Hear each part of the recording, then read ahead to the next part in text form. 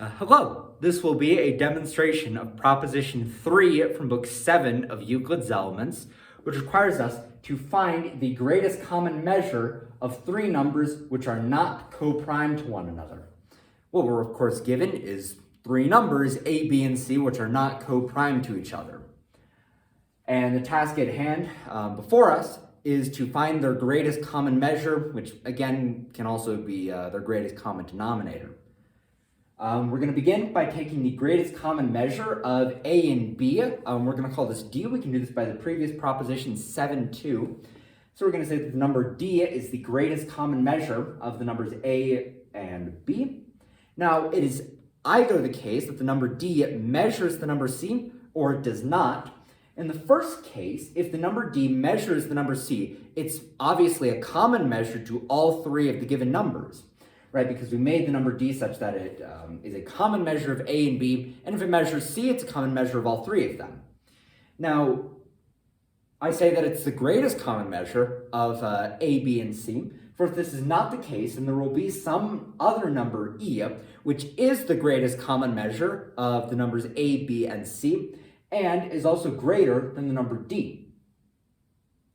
Now, the number E being the greatest common measure of A, B, and C, it's obviously going to measure both A and B, which means we can say by the porism of 6, 7 that if a number measures two numbers, it also measures their greatest common measure, so that we can say that the number E, because it measures the number A and the number B, it also measures the number D, because we made the number D in the first step, such that it is the greatest common measure of A and B. So the number E must measure the number D, which means that the number E is less than the number D. Which means that according to our third step, the number E is greater than the number D. But according to our fourth step, the number E is less than the number D. This is obviously impossible. And so we can dismiss the number E as the greatest common measure of A, B, and C, and say soundly that the number D, if it measures the number C, is also the greatest common measure of the numbers A, B, and C. But if it is not the case that the number C is measured by the number D, then, well, it's not going to be the greatest common measure, so we're going to have to find it. Now, if the number D does not measure the number C, it does not follow that the number D is prime to the number C. In fact, the number D cannot be co-prime to the number C. You can find this out by the porism of 7.2 and some other reasoning. So the number D, right, it measures the numbers A and B, so that any number which measures A, B, and C will also measure D, again by the porism of 7.2. So if we have some number that measures A, B, and C, it's going to measure A and B, of course, which means that it's going to also measure D. But it also measures C, so there is going to be some number which measures both C and D, which means that the numbers D and C are not co-prime to each other, which means we can find their greatest common measure by proposition 7.2. We're going to establish this number to be the number E, and this number E will be the greatest common measure of C and D. Now, because the number E measures the number D, we made it that way, and the number D measures the numbers A and B, again, we made the number D that way, it of course follows that the number E will measure the numbers A and B. But we had also made E a number that measures the number C, so that the number E is a common measure of the numbers A, B, and C. Now, I say that it is also the greatest common measure, for if this is not the case, then there is some other number, let's call it F, which is the greatest common measure of A, B, and C, and which is also greater than the number E. Now, the number F measuring the numbers A and B, again, we set it out that way in the ninth step, it's of course going to measure the greatest common measure of A and B. That's again the porism of 7.2. And so the number F will also measure the number D. But the number F also measures the number C, so it's a common measure of both C and D, which means again by the porism of 7.2, it's going to measure their greatest common measure, which is the number E, so that the number F measures the number E.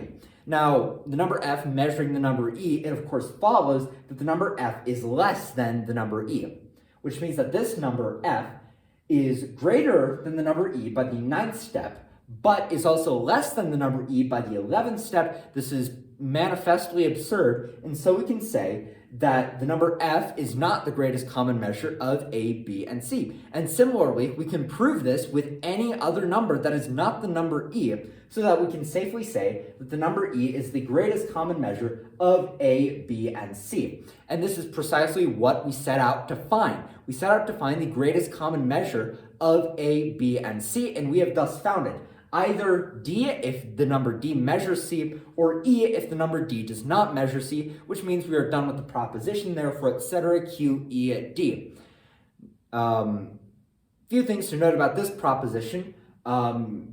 You will see that this proposition, VII.3, can be extended to find the greatest common measure, the greatest common denominator of any number of numbers. So if we have like 7 numbers, we can just go through the same sort of process outlined in a VII.3 to find the greatest common measure of 7 non-coprime numbers.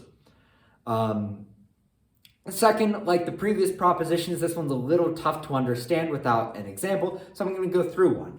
I'm actually going to go through 2 examples because there's 2 cases in this proposition.